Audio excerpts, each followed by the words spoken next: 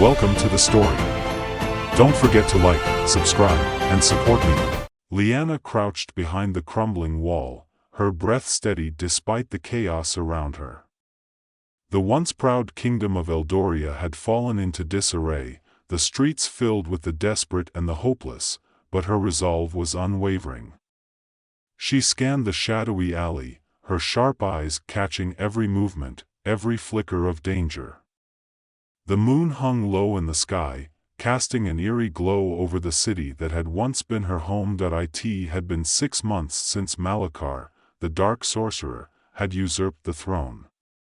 6 months since King Alaric, the man she had sworn to protect, had been murdered.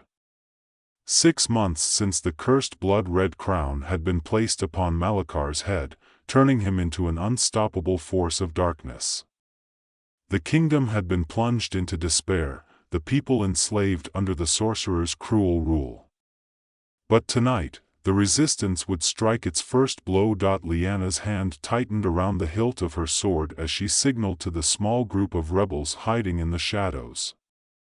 They were a motley crew, soldiers who had survived Malachar's purges, peasants who had lost everything to his tyranny, and even a few former nobles who had managed to escape the sorcerer's wrath. They had no magic to counter Malachar's dark power, but they had something just as valuable: the will to fight, and the determination to win. The plan was simple but risky. A supply caravan was scheduled to pass through the northern gate of the city, carrying weapons, provisions, and, most importantly, information.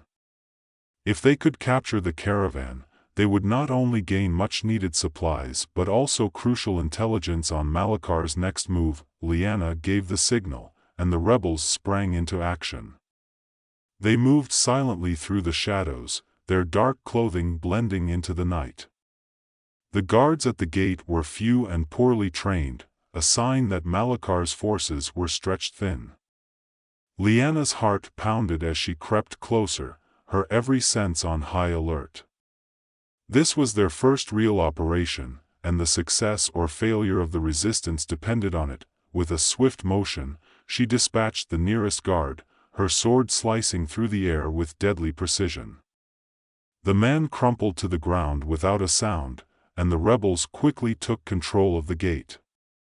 They opened it just enough to allow the caravan to enter, then closed it behind them, trapping the wagons inside the city walls. The ambush was swift and brutal.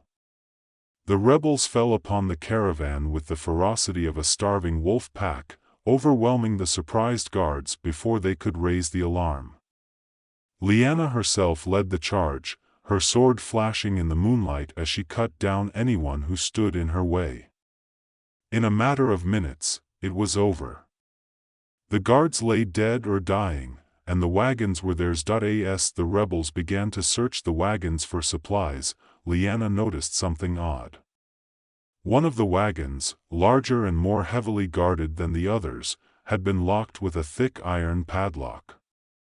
Curiosity piqued, she motioned for Marcus, her second in command, to bring the key. Marcus was a former royal advisor, a man of quick wit and sharp mind.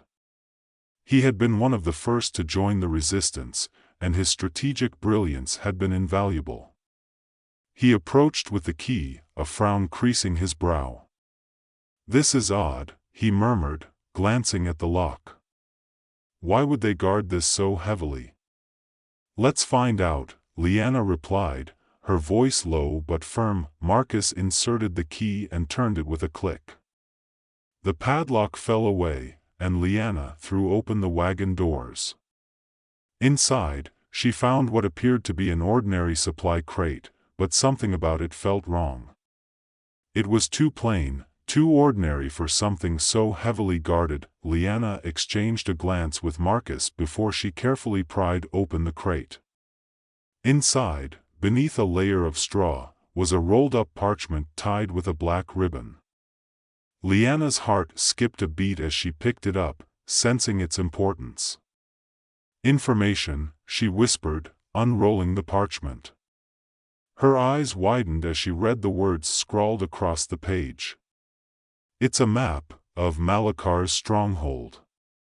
Marcus leaned in to examine the map, his eyes narrowing in concentration. This could be the key to everything.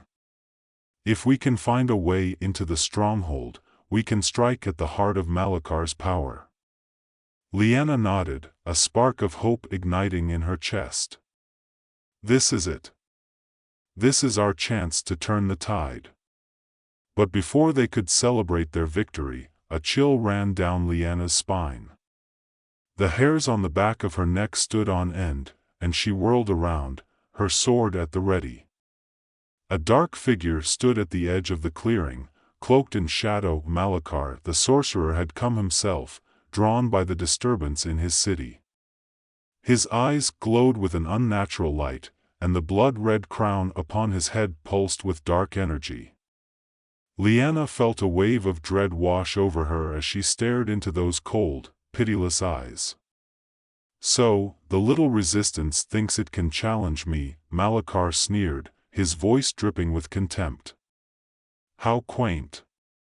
Liana stood her ground, refusing to show fear. "We will free this kingdom from your tyranny, Malakar. Your reign of terror ends tonight." Malakar laughed, a sound that sent shivers down her spine. "You are nothing without magic, Liana. Nothing but a fool who refuses to see the inevitable. But I admire your spirit. It will make your downfall all the more satisfying." With a flick of his wrist, Malakar unleashed a bolt of dark magic aimed directly at Liana. She barely had time to react, raising her sword to deflect the attack. The force of the impact sent her staggering back, her arms numb from the shock. The rebels around her sprang into action, rushing to her aid, but Malakar was too powerful. He moved with lightning speed, dispatching them with ease. Liana watched in horror as her comrades fell one by one, unable to stand against the sorcerer's dark magic. Desperation clawed at her chest. She had to do something, anything, to stop him. But how could she, a mere mortal, stand against a sorcerer with the power of the blood-red crown? As she struggled to regain her footing, Liana's mind raced. She needed to think, to find a weakness in Malakar's power. And then it hit her: he was arrogant, overconfident in his invincibility. He believed that no one without magic could defeat him. "Marcus," she shouted, catching her strategist's attention. "We need to outsmart him. We need to use his arrogance against him." Marcus nodded, quickly grasping her plan. He began directing the remaining rebels, instructing them to feign retreat and lure Malakar into a trap. Liana knew it was a long shot, but it was their only chance. As the rebels pulled back, Malakar advanced, his sneer growing wider. "Running away? How disappointing. I expected more from you, Liana." Liana gritted her teeth, forcing herself to stay calm. "I'm not running, Malakar. I'm just getting started." With a quick, subtle motion, she signaled to Marcus. The rebels began to close in around Malakar, encircling him while keeping their distance. They couldn't confront him head-on, but they could distract him long enough for Liana to get close. Malakar's attention was focused on the rebels, his dark magic lashing out in all directions. He was powerful, but Liana could see that even he had his limits. The more he used the blood-red crown, the more strain it seemed to put on him. His movements became more erratic, his attacks less precise. Now was her chance. Liana moved swiftly, using the confusion to close the distance between her and Malakar. Her heart pounded in her chest as she approached, her sword at the ready. She knew that one wrong move could mean her death, but she had no choice. She had to end this, here and now. With a burst of speed, Liana lunged at Malakar, aiming her sword at the crown itself. She knew she couldn't overpower him, but if she could destroy the crown, she could strip him of his power. Malakar saw her coming, but it was too late. Lyanna's sword struck the blood-red crown with all the force she could muster, shattering it into 1,000 pieces. The explosion of dark energy sent her flying back, her vision blurring as pain ripped through her body. She hit the ground hard, gasping for breath as darkness closed in around her. But even as she lay there, she could feel the curse breaking. The air around her seemed to lighten, the oppressive weight of Malakar's magic lifting. The rebels' cheers rang out, distant but victorious. Malakar was defeated. Lyanna struggled to sit up, her body battered and bruised. She could see Malakar's lifeless body lying in the center of the clearing, his power gone, his reign of terror finally over. The kingdom was free, but the victory had come at a cost. Lyanna could feel the life draining from her, the wounds she had sustained too severe to survive. She had known the risk when she attacked the crown, but it didn't make the reality any easier to accept. As the rebels rushed to her side, she managed a weak smile. "We did it," she whispered, her voice barely audible. "We won." Marcus knelt beside her, his face etched with concern. "Lyanna, hold on. We need to get you to a healer." But Lyanna shook her head weakly, her strength fading fast. "There's no time, Marcus. My wounds, they're too severe." Tears welled in Marcus's eyes as he grasped her hand, the reality of the situation sinking in. He had followed her through every battle, believed in her when all seemed lost, and now he was watching her slip away. "You can't leave us, Lyanna. The kingdom still needs you." Lyanna managed a small, pained smile. "The kingdom will be fine, Marcus. You'll see to that. You and the others, you'll rebuild what was lost. You'll make sure Eldoria never falls into darkness again." She coughed, the taste of blood filling her mouth, but she forced herself to continue. "Promise me, Marcus. Promise me you'll lead them, that you'll guide the new king. Eldoria needs a leader who's strong, but also wise. A leader who understands the true cost of power." Marcus nodded, his voice choked with emotion. "I promise, Lyanna. I'll make sure your sacrifice wasn't in vain. I'll see to it that justice and peace are restored." Lyanna's eyes softened as she looked at him, the man who had been her closest friend and most trusted ally. "Thank you, Marcus. You were always the best of us. I'm glad I had you by my side." Her voice grew fainter with each word, her life slipping away like sand through an hourglass. Tell them to remember, that even without magic, even without the crown, we can still make a difference." As the last of her strength ebbed away, Lyanna closed her eyes, a sense of peace washing over her. The darkness that had loomed over Eldoria was lifting, and she could feel it in her bones. The curse was broken, the kingdom was free, and her people would finally know peace. Marcus held her hand until it grew cold, the weight of his promise heavy on his heart. He knew that Lyanna's sacrifice would never be forgotten, that her legacy would live on in the hearts of those she had saved.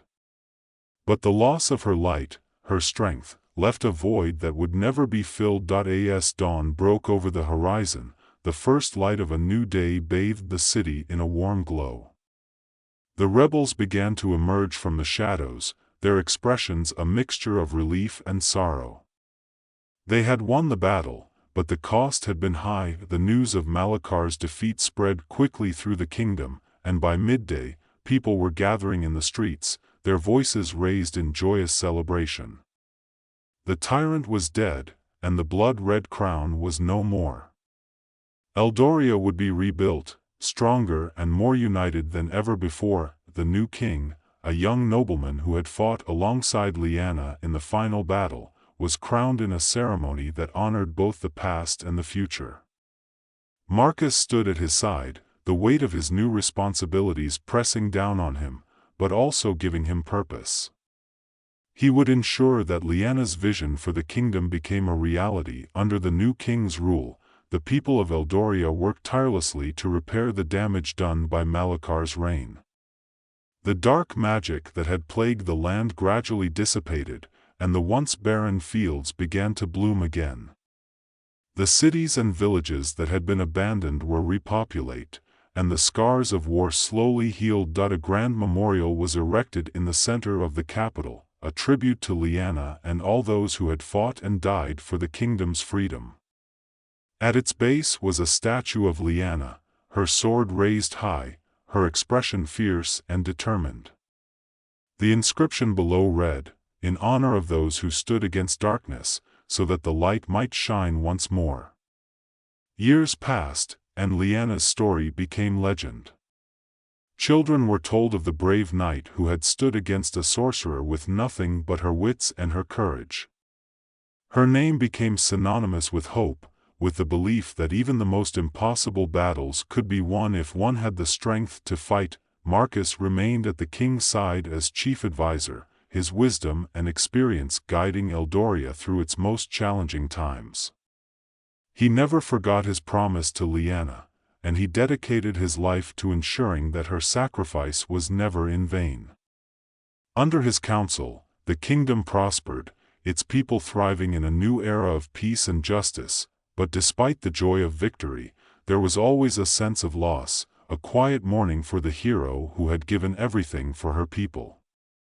Marcus often visited Lyanna's memorial, speaking to her as if she were still by his side, seeking her guidance in the difficult moments. One day, many years after the battle, Marcus stood before the statue, the weight of his years evident in the lines of his face and the gray in his hair.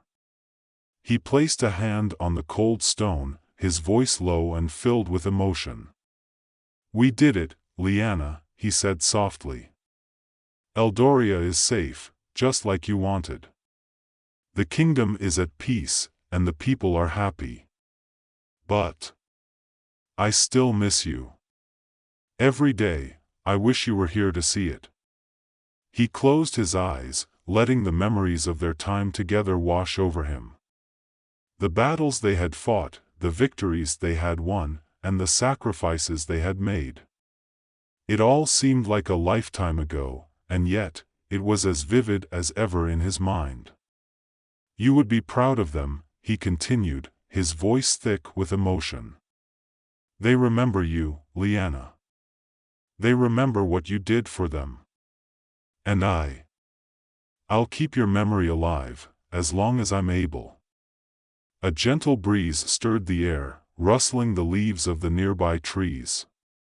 For a moment, Marcus could almost believe that Lyanna was there beside him, her presence a comforting warmth in the cool morning air. With a deep sigh, Marcus turned and began to walk away, his steps slow but steady. He had fulfilled his promise to Lyanna, and though the years had taken their toll, he knew that her legacy would endure long after he was gone. As he left the memorial behind, the sun rose higher in the sky, bathing the statue in golden light. Lyanna's figure seemed to glow, a beacon of hope and courage that would guide the people of Eldoria for generations to come. The kingdom would face new challenges, new threats, but it would always stand strong, united by the memory of the knight who had saved them all. And though Lyanna was gone, her spirit lived on in the hearts of those who had known her, and in the stories that would be told for centuries. Lyanna, the knight without magic, the hero without a crown, had become more than just a legend. She had become a symbol of what it meant to be truly brave, to stand against the darkness even when all seemed lost. And in the end, that was the greatest victory of all.